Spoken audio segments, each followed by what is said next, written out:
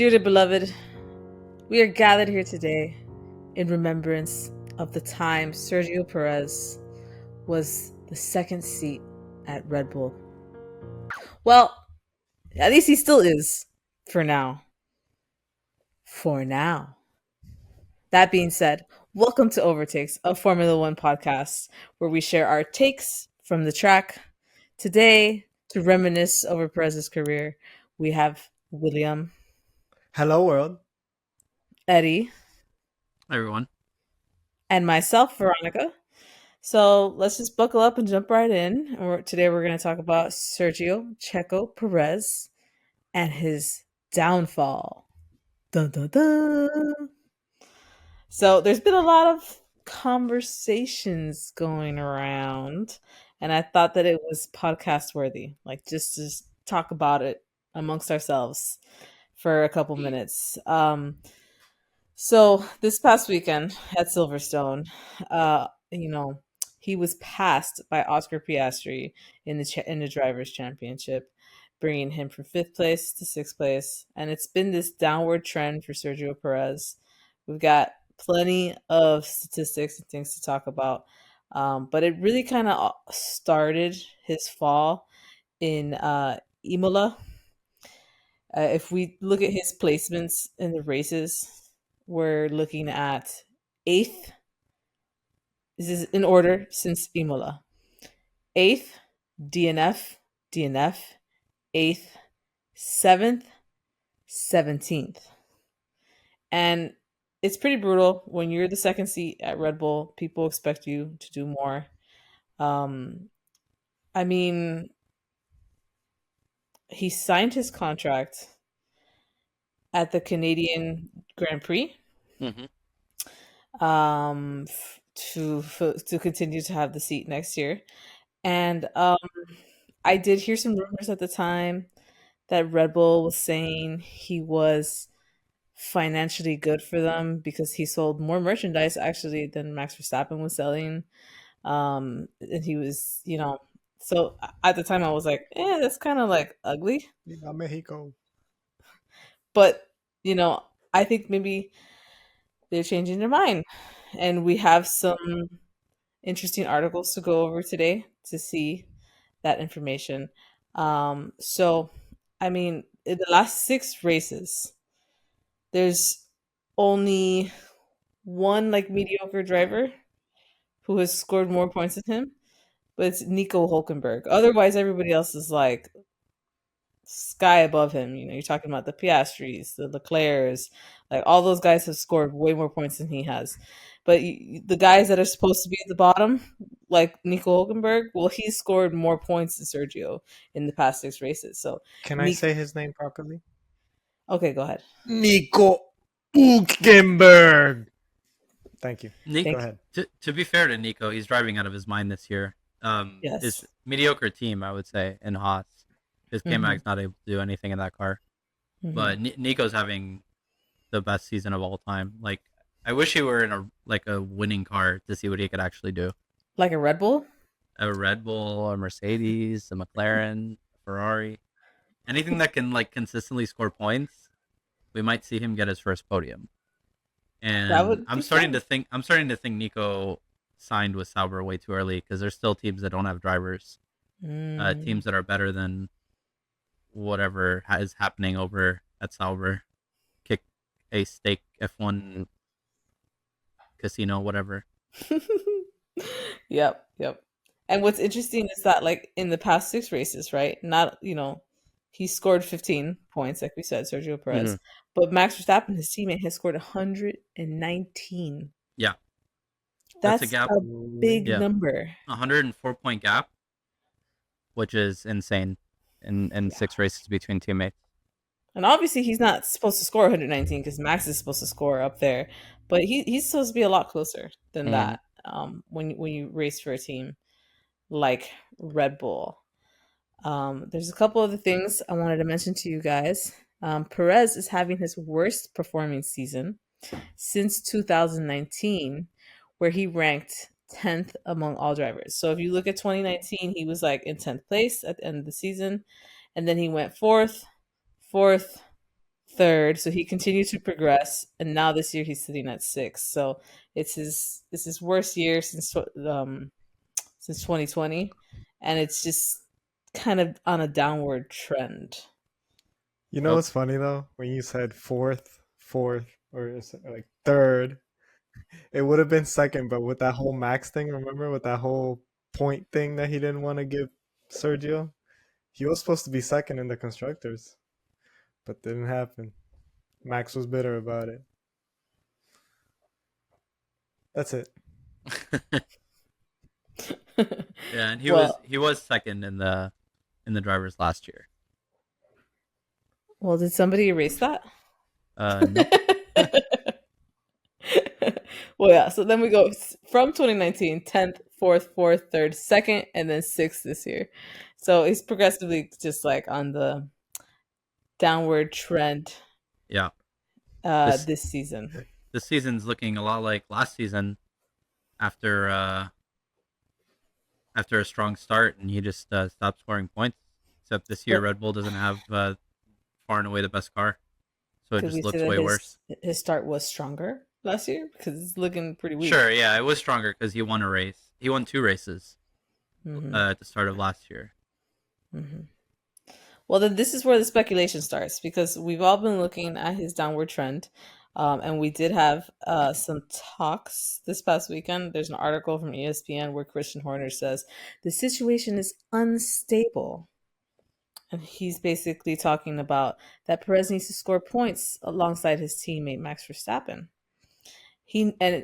Quoting him, he knows it's unstable to not be scoring points. We have to be scoring points in that car, and he knows that. He knows his role and his target. Nobody's more eager than Checo to get back and find his form again.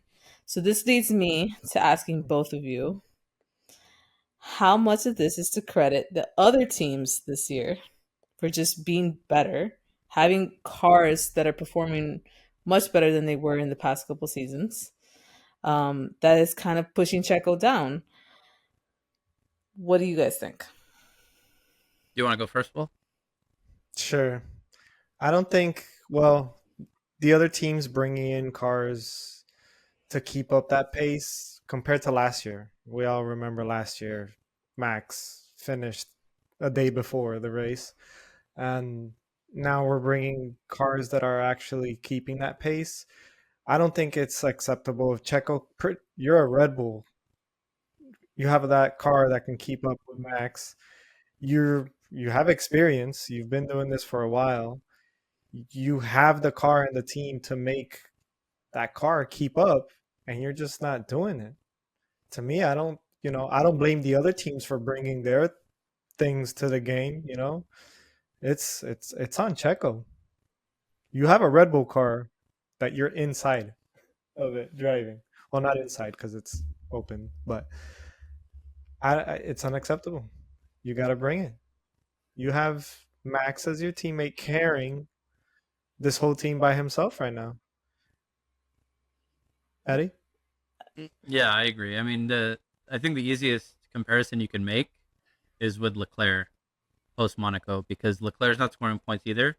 But when you compare the two, Leclerc's not scoring points because Ferrari is making mistakes, and Checo's not scoring points because Checo's making mistakes. The gaps this year are a lot closer, which means that if Checo's 4/10 behind Max in qualifying like he was this year, instead of being in second, he's going to be in 6th or 7th or whatever. But he's not even making it to Q3. He's barely making it to Q2 most of the time. Mm-hmm. And he just keeps he's not doing it because something happened on his hot lap in qualifying. He's doing it because he just went off track and crashed or beached himself, or there's always something for him to end up starting last when then getting into these incidents. Or he was another good example is Canada, where he's running, I mean, in the tail end of the points, and then he just puts it in the wall by himself. He's not overtaking anybody, he's not racing anyone. He just ends up in the wall and drives back to the pits, costs Red Bull money. To be fair, they didn't want a safety car. They told him to drive back to the pits, but I mean, he's putting himself in positions to fail. Definitely. I mean, you could look at the British Grand Prix and be like, oh, well, that's Red Bull's fault because they put him on inters too soon. But it's also like, hold on, like it's his fault because he beats himself and, he qualified In pretty 19th much or whatever. at the back. Yeah. So I have here Great Britain, he qualified the 19th and 19th. So, that one is kind of on both of them, but that doesn't make up for all the other mistakes he's made in the races previous. Yeah, I mean, if he's starting at the back of the grid, they might as well. And it's a race where there's changeable conditions. They might as well just use him as a test dummy for Max and try to get the best result possible. There's no way he's making it back into the points. I know this is kind of off subject, but I believe he started in the pit lane Yeah, last race, and because of all the upgrades it did on his car. yeah, I did read that Christian Horner was saying that they have to do that to Max's car this season, and they're trying to find the strategic right moment to do it. yeah. So at It some point, Max is going to be starting from the like pit lane. from. Yeah. Mm-hmm. I mean, a lot like most drivers will end up taking a grid penalty because I don't think that Formula One has enough allocations for parts. Like these parts don't last long enough. So eventually, I think everybody is. Mm-hmm. So from that perspective, it'll kind of even itself out once you get to the end of the season. Mm-hmm. But I think next year they're increasing, the FIA is increasing the number of components that you can use throughout the season, so that because for the most part, every driver in these last few years has had to basically take a huge grid penalty for changing or for taking extra parts. Mm-hmm. Well, transitioning back to the Sergio drama, I don't know if you guys seen this is an older video of your favorite driver Albon, Mm-hmm. and he is basically talking about what it's like to be Max Verstappen's teammate. Have you guys seen this clip? Oh, I might have sent this the to you high guys at one point. performance interview. I'm not sure who it was, but he's talking about like how when you start the season, you're kind of like on an even playing field with Mm-hmm. Max, and then they kind of start to make adjustments to the car the way Max likes it. Mm-hmm. And it's if you're a video gamer, it's kind of like increasing the sensitivity on your remote, Yeah, where like every little movement is actually a very drastic movement. So yeah, it's very very hard. So he was comparing it to that. yeah. Do we think? I mean, Checo's been with Red Bull for this is his fourth season. Uh, I mean, we haven't seen a fall off this hard from him. So like, do we think that has something to do with that? Like, I don't know. What do you guys think? It's possible. So I did see that interview. It was with there's a YouTube channel slash podcast called High Performance. They've talked to a lot of cool people. But they do these long form kind of interviews, and I remember Albon talking about that. Um, in a sense, like they each have their own setups, so they can accommodate Checo to an extent. But yeah, he did talk about the fact that Max likes a very precise car in the sense where it doesn't have much forgiveness, but he's so accurate that it's better for him for it to be that sharp. But the margin for error is very very small. Yeah, Um, that's the only thing that confuses me because it's like they're individual drivers. mhm. Like if Max wants one thing a certain way, Yeah. like why? Like do they have to do it for Sergio too? Like, No, usually he'll have his own setup. gotcha. Yeah, but the car will have an inherent uh, characteristics, Hmm. and But then then they from take there both you drivers can input, tune. right? I mean, they should, yeah. It's not like, hey, it's whatever Max says, Checo deal with it. Or Checo, gives his inputs and then Max is like, this is whack. I mean, if I were in a position of power at Red Bull as far as strategy, I would tailor it to Max because he's Hmm. the one who's ultra consistent and he's gonna win races that he's not even supposed to win, and he's gonna completely dominate when they have the best car. So like I would do it, but they're like Checo can tune the car to how he would like it. I like with downforce, adjustments and a lot of different things.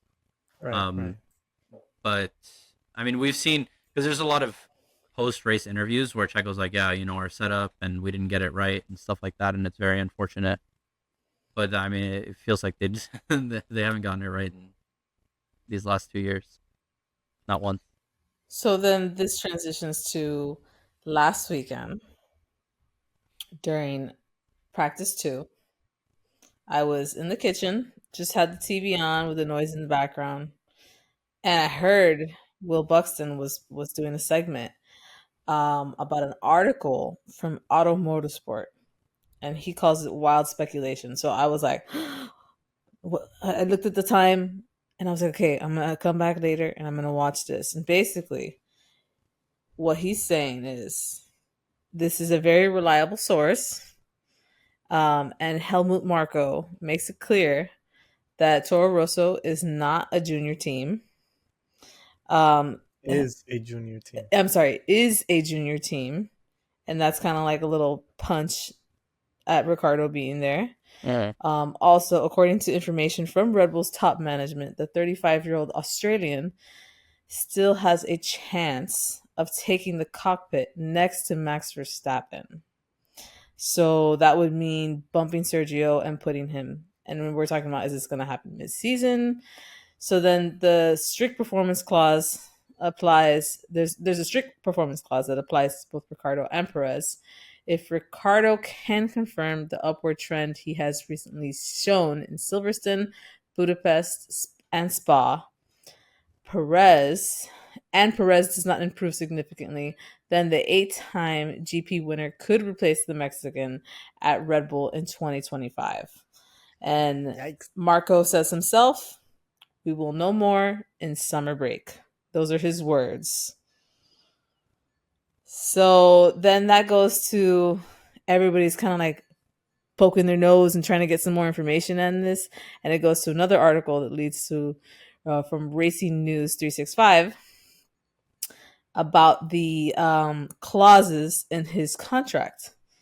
Sergio Perez has been told by Red Bull that he must improve his performance prior to summer break with a clause in his contract that they will be able to activate to remove him from his seat.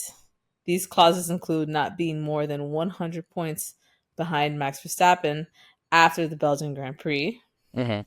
Right now, he's 135 points behind Max. I see it being impossible. Belgian Grand Prix is around the corner. Yeah, it's in 2 races. And there's another one that he can't be. I mean, supposedly, none of this is completely confirmed, I think, but that he can't be more than 5 places behind Max in the drivers' championship, which will most likely happen. He's currently 5 places behind Max, but Russell and Hamilton, like Hamilton's the furthest away, and he's 8 points behind, and the Mercedes is looking really fast. I mean, Russell can pass him next weekend, and Lewis. They both can, yeah.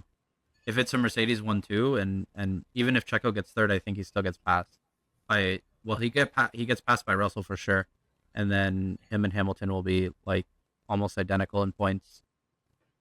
Okay. Well, depending on whoever gets second, but so then that goes. Will, your opinion? Do you think it is fair? Is Checo deserving of losing his seat? If the clauses in his contract clearly states those things, you have to follow what the contract says. Unfortunately, he just signed the renewal, and just like that, he's about to lose it. I'm looking at the 2024 constructor standings as it stands right now, and Ferrari has been not bringing in so many points lately as well because of Leclerc, but Red Bull is sitting at 373 points and Ferrari in second with 302. In a few races, if Checo doesn't pick up the pace, as soon as Ferrari takes the number 1 position, if he's still in that seat, for sure he's being taken out. No matter where, as soon as Ferrari goes up on that number 1 position, Checo's out.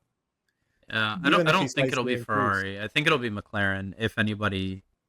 McLaren's right there too. McLaren 3rd place, 295, and Oscar and Norris are both bringing it to the table lately. And if they continue, it doesn't have to be Ferrari. You're right.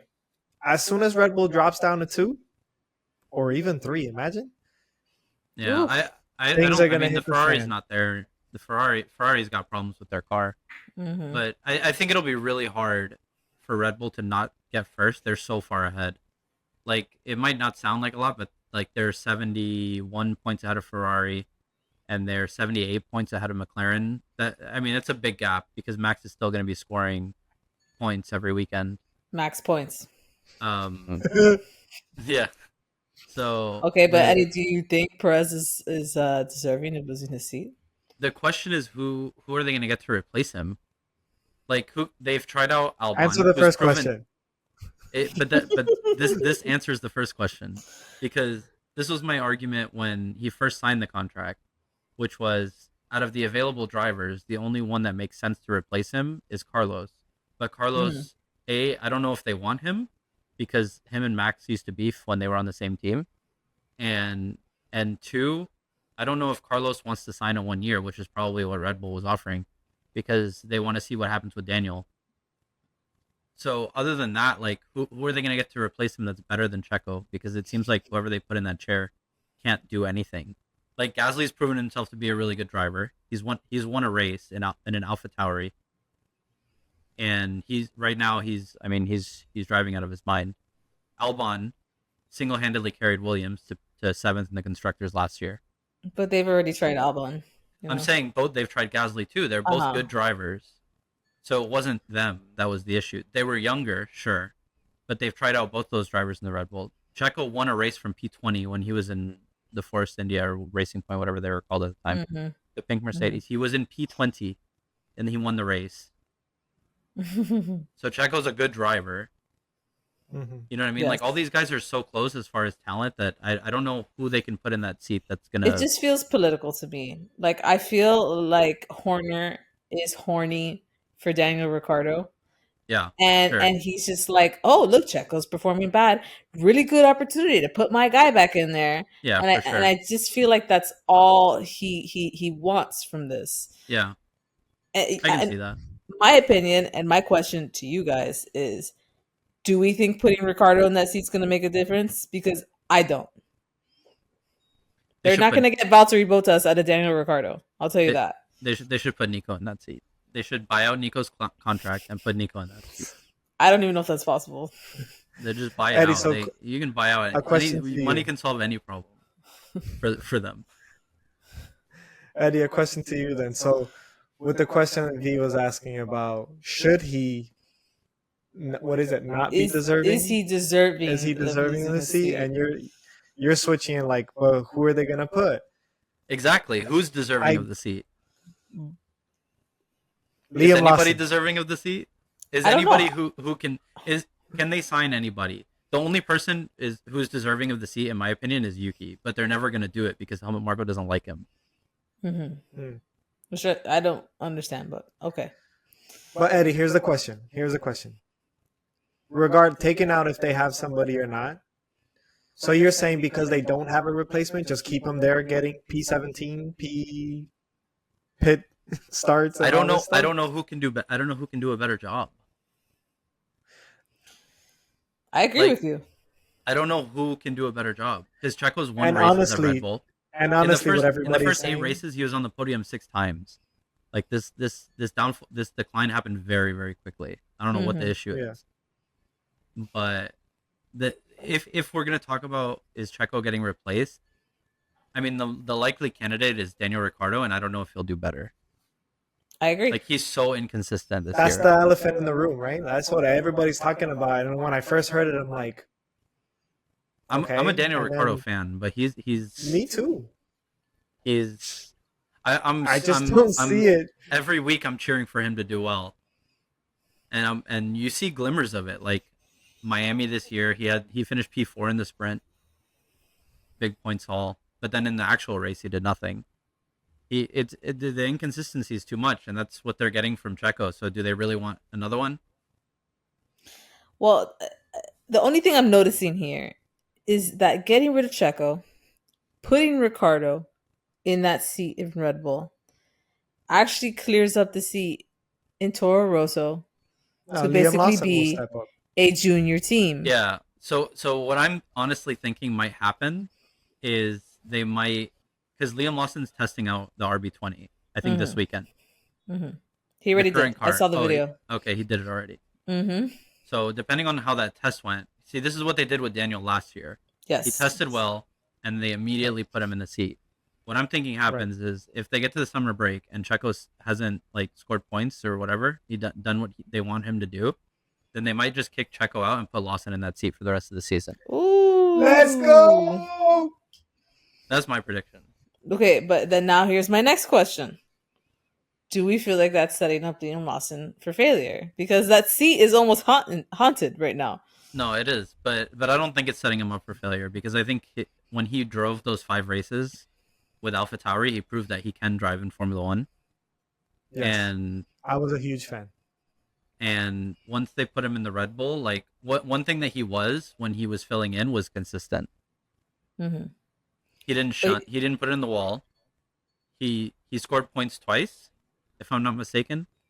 He got P9 in Singapore, and I think he got P10. No, he did something in the first race in the Netherlands when he filled in literally that like the day before because Daniel Ricciardo broke his hand in free practice, and Liam Lawson filled in. I think he might have scored points that race. If not, I think he finished P11 with 1 practice session. Yeah. Hey, good enough. So he's proven that he can, like, he has the chops. And he's been their reserve driver, driving their simulator for 2 years, 3 years. 2 years? 2 years. So he knows how that car works. I think he'll do fine. If anything, like, if he scores points every other race, it's still better than what's happening right now. It's true. So just in case if he is to take that second seat, right? And, you know, it just happens that he doesn't improve within, I don't know, 5 races. You think they're back to square one and be like, all right, now let's take him out and that's my switch fear. again? Nah, I don't think so. I think the safest option is to put Daniel Ricciardo in the Red Bull seat and put Lawson in the V-carb seat. As much as I think that Ricciardo does not deserve the Red Bull seat, I think that would be the best thing for Liam Lawson. Yeah, maybe. So that I mean, I'm not looking at it that way. I'm looking at it from Red Bull's perspective. Because from Red Bull's perspective, Daniel Ricciardo's been driving in Formula One for a year and a half. I mean, he's been driving in Formula One for a long time, but he's been back for a year. And Lawson is still he's gonna be rusty, like with the real Sure, I'm sure he's done a lot of work in the simulator, but putting Daniel Ricciardo in the seat will probably be better for the second half of the season. For Red Bull. Just for the second half, or just for like second half and all of next year? No, I think they'll put him in the second half and reassess. But I mean, there's still drivers who don't have contracts. I don't know what's going to happen. I think the Checo seat should be given to Nick DeVries, to be honest. Okay. Well, do you think Checo deserves a seat, period, in Formula One? Yes. Yes. I honestly do. Nothing against him. Unfortunately, it's F1 is business. You got to bring it. And if you're not performing, you're not bringing points. The Red Bull seat. I don't think at the moment for the AC definitely.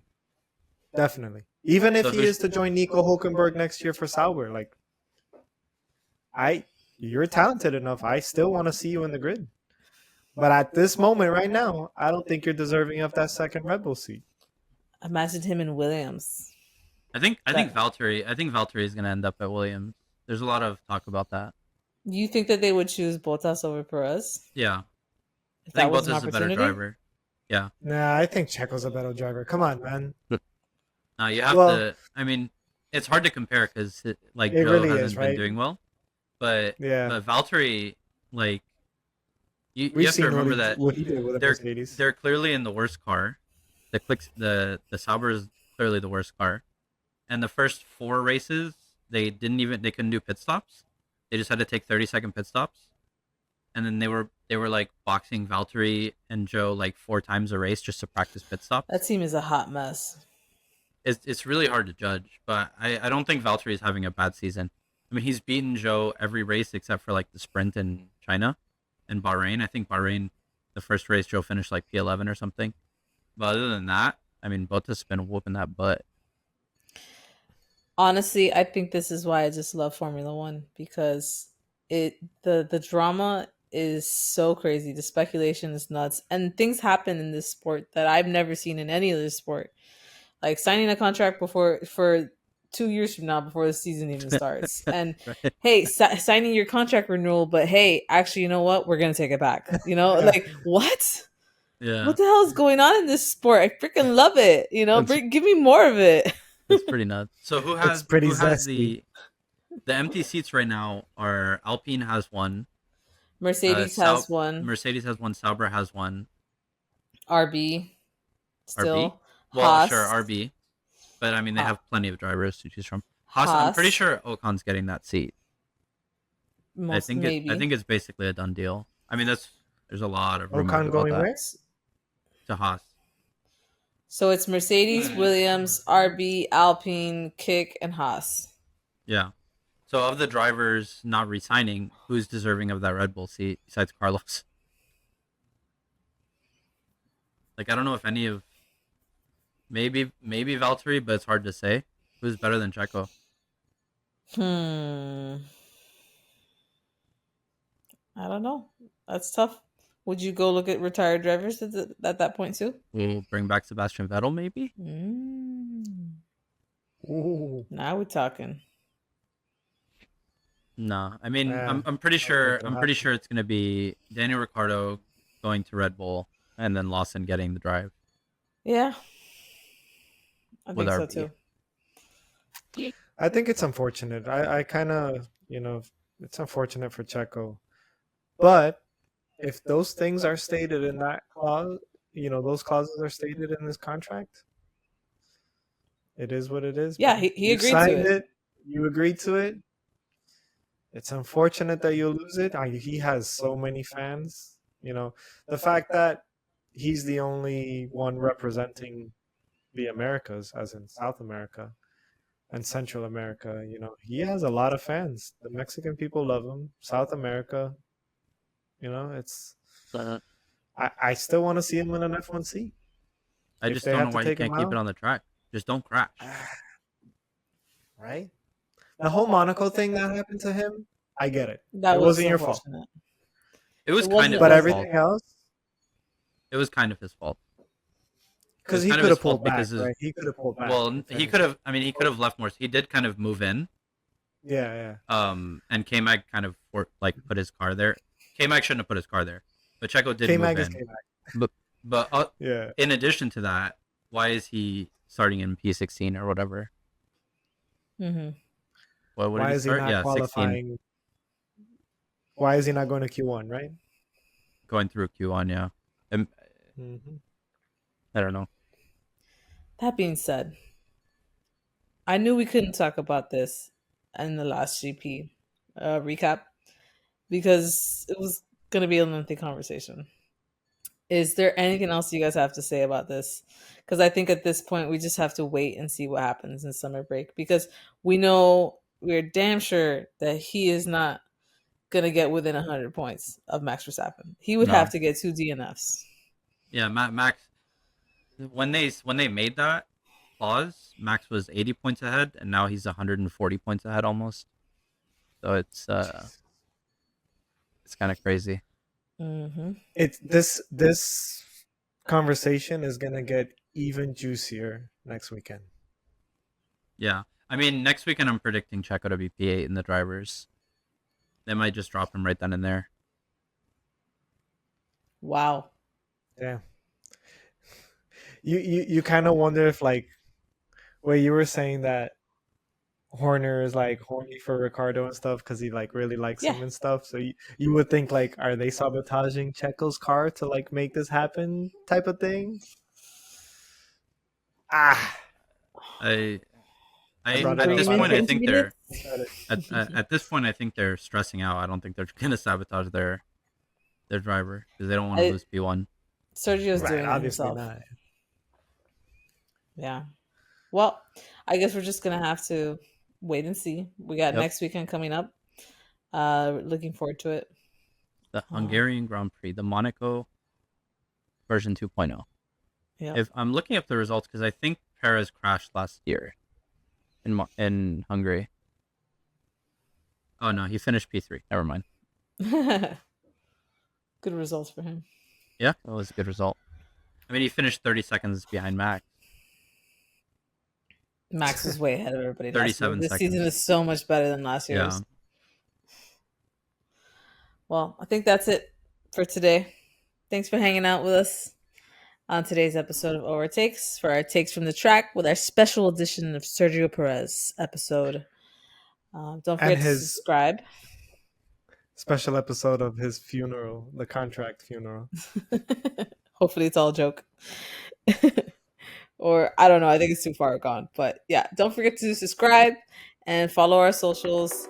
We hope you enjoyed our takes from the track, and let us know what you think by leaving a comment. We will see you later. Leave a comment below if you think Checo's gonna lose his seat or not. Bye, everybody.